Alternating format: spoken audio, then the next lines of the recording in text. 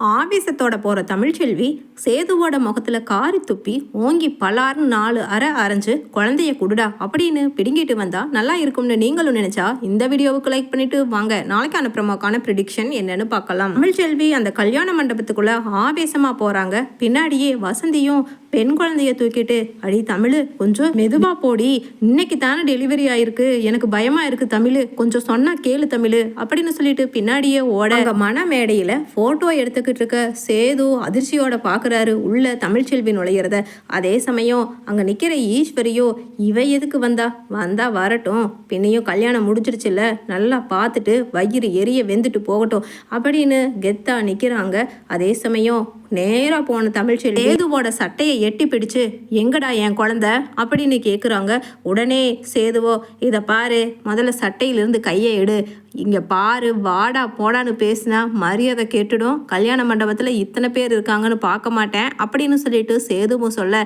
என்ன பண்ணுவ அப்படின்னு சொல்லிட்டு தமிழ்ச்செல்வி அப்படியே நவுண்ட கடிக்கிறாங்க. என் குழந்தை எங்க அப்படின்னு கேட்க உன் குழந்தையா, அது உன் குழந்தை மட்டும் கிடையாதுடி, அது என்னோட குழந்தையும் கூட தான், அதை தர முடியாது, அதுவும் எங்கள் வீட்டோட தலைச்சம்புள்ள ஆம்பளை பையன் வாரிசு, அதை திருப்பி உங்ககிட்ட கொடுத்துட்டு நாங்கள் என்ன பண்ணுறதா அப்படின்னு சொல்லிட்டு சொல்கிறாரு. பக்கத்தில் நிற்கிற ராசாங்கமோ சரியா சொன்னையா சேது அப்படின்னு சொல்ல அதை கொஞ்சம் கூட எதிர்பார்க்காத தமிழ்ச்செல்வி சி நீ எல்லாம் ஒரு பெரிய மனுஷனா, குழந்தைங்க தப்பு பண்ணனா பெரியவங்க ஒரு நல்லது கெட்டது சொல்லி கொடுத்து அதை திருத்தணும், ஆனா கொஞ்சம் கூட புத்தி இல்லாம இவ்வளவு பெரிய மனுஷனே இப்படியெல்லாம் நடந்துட்டா எப்படி,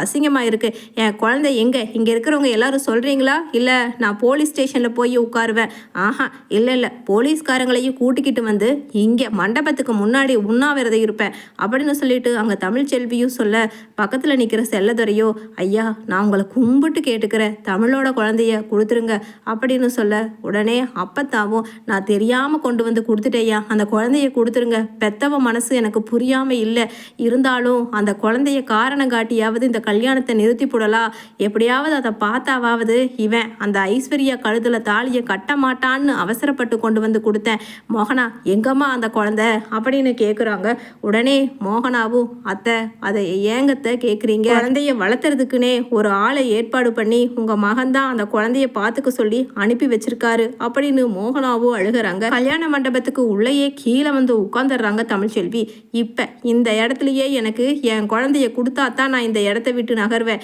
இல்லைனா நான் நகரவே மாட்டேன், என் குழந்தை வேணும் எனக்கு அப்படின்னு சொல்ல உடனே அங்க பக்கத்துல மண்டபத்துக்கு வந்தவங்க எல்லாருமே இப்படி ஒரு கல்யாணம் தேவையா இவனுக்கு, கல்யாணம் தான் கட்டிக்கிட்டான் ரெண்டாவதா, அட பாவி கடைசியில் அந்த புள்ள பெத்த குழந்தையையும் அவகிட்ட இருந்து பிரிக்கணும்னு இந்த கல்யாணத்துக்கு நாம வந்தோம் பாரு, என்னமோ பெரிய மனுஷன் வீட்டு கல்யாணம், இனி உள்ளுக்குள்ள எத்தனை இருக்கோன்னு நினைச்சிட்டு வந்தோம், இப்ப இந்த குழந்தையவாவது கொடுத்துருந்தாங்கன்னா இவங்க பெரிய மனுஷங்கன்னு கொஞ்சமாவது யோசிக்கலாம், ஆனா பாவம் அந்த புள்ள பெத்த குழந்தைய புடுங்கி வச்சுட்டு தரமாட்டேங்கிறான், இவளுக்கு ஆதரவா நம்ம எல்லாருமே களமிறங்குவோம், என்ன சொல்றீங்க அப்படின்னு சொல்லிட்டு அங்க இருக்கிறவங்க எல்லாருமே ஒண்ணுக்குள்ள ஒண்ணு பேசிக்க உடனடியா போலீஸ்க்கு தகவல் தெரிவிக்கிறாங்க. அந்த கூட்டத்துல இருக்கிறவங்க உடனே போலீஸும் அங்க வருது. என்னமா நடக்குதுங்க, என்ன பிரச்சனை அப்படின்னு சொல்ல ஐயா எங்க 2 பேத்துக்கு இடையில விவாகரத்து ஆயிடுச்சு, இருந்தாலும் என்னோட ரெட்டை குழந்தையில ஒரு குழந்தை பிறந்ததை இவங்க வாங்கி வச்சுட்டாங்க ஐயா, அதை திருப்பி தர சொல்லுங்க, எல்லாம் எங்க அம்மாச்சி அவசரப்பட்டு கொண்டு வந்து கொடுத்ததுனால அப்படின்னு தமிழும் சொல்ல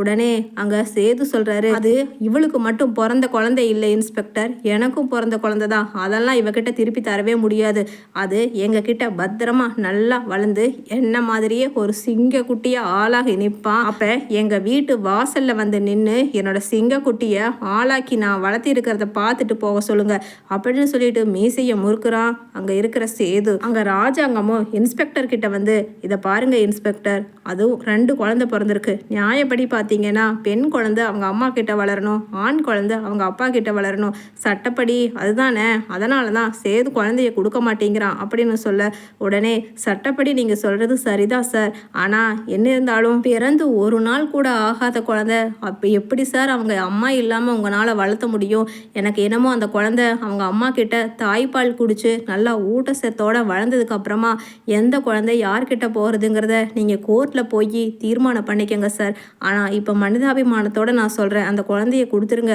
அப்படின்னு சொல்லிட்டு சொல்ல கரெக்டாக ஈஸ்வரியும் ஐஸ்வர்யாவும் பேசிக்கிறாங்க. இது தாண்டி சாக்கு, எப்படியாவது அந்த குழந்தைய நம்ம கொண்டு வர சொல்லி இவன் முகத்தில் விட்டெறிஞ்சு, அம்மா தாயே நீ இடத்த காலி பண்ணுன்னு சொல்லி எப்படியோ துரத்திட்டோன்னா அதுக்கப்புறம் அந்த குழந்தையோட பிரச்சனையும் உனக்கு இல்லடி அப்படின்னு சொல்லிட்டு ஐஸ்வர்யா கிட்ட சொல்ல உடனே ஐஸ்வர்யாவும், ஆமா ஆண்டி இது என்னடா வம்பா இருக்குன்னு சொல்லி என் மனசுக்குள்ள அந்த குழந்தை தான் உறுத்திக்கிட்டே இருக்கு, எப்படியாவது இவகிட்டையே தள்ளி விட்டுருங்க ஆண்டி, அந்த குழந்தையெல்லாம் என்னால் வளர்த்த முடியாது அப்படின்னு சொல்லிட்டு ஐஸ்வர்யாவும் சொல்ல அதே சமயம் ஈஸ்வரி அந்த குழந்தைய எடுத்துட்டு போன ராஜாங்கம் அப்பாயின்ட் பண்ண அந்த பொம்பளைக்கு ஃபோன் பண்ணி கேட்குறாங்க. ஈஸ்வரி என்ன எங்கே இருக்க, அந்த குழந்தை என்ன பண்ணிக்கிட்டு இருக்கு அப்படின்னு கேட்க, அம்மா அது ஏன் கேட்குறீங்கம்மா,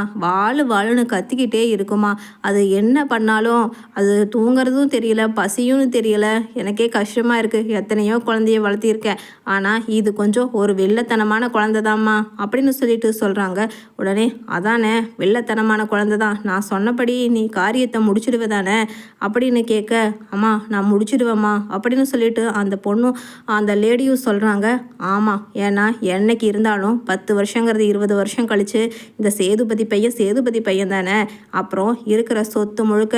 அவனுக்கும் பகுதி கொடுக்க வேண்டியது வந்துடும், ஐஸ்வர்யாவோட குழந்தைக்கு பிறக்க போகிற குழந்தைக்கு கடைசியில் அத்தனை சொத்தும் வரும்னு நினச்சிக்கிட்டு இருக்க நாம ஏமாற வேண்டியதாக போயிடும், அதனால் அந்த குழந்தைய ஒரே அடியாக க்ளோஸ் பண்ணிடு, ஏன்னா இந்த தமிழ்ச்செல்வி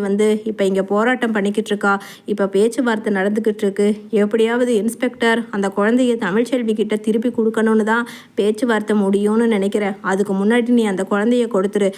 நான் கொடுத்த அந்த விஷத்தை கொடுத்துடு, ஏன்னா திருப்பி கொடுக்கும் பொழுது அந்த குழந்தைக்கு என்னமோ ஆயிடுச்சுன்னு சொல்லி கொடுத்துடலாம் அப்படின்னு சொல்லிட்டு பேசுகிறாங்க ஈஸ்வரி. இது எதையுமே தெரிஞ்சுக்காம இங்கே